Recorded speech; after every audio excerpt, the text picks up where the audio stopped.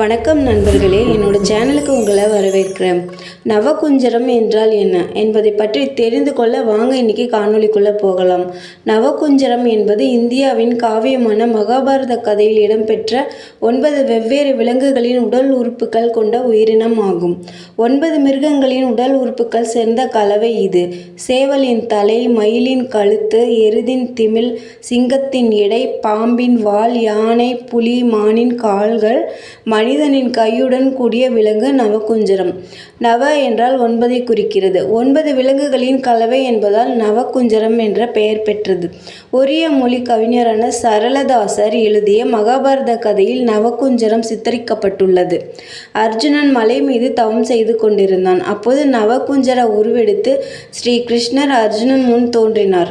தவத்திலிருந்து கண் விழித்த அர்ஜுனன் நவகுஞ்சரத்தை தாக்குவதற்காக அம்பை கையில் எடுத்தான். பின்னர் அதன் கையில் இருந்த தாமரை பூவை பார்த்தான்.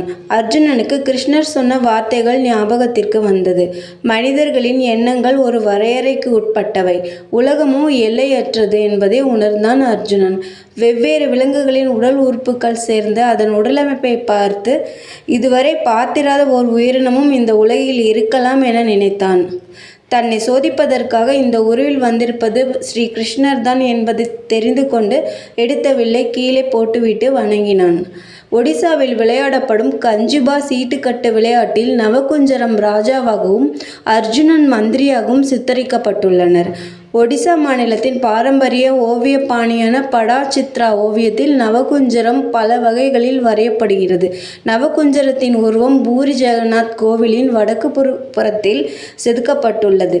அதன் கையில் இருக்கும் நீலச்சக்கரம் பூரி கோவில் கோபுர கலசத்தின் உச்சாணியில் கம்பீரமாய் வீற்றிருக்கிறது. நன்றி. அடுத்த காணொளியில் சந்திப்போம்.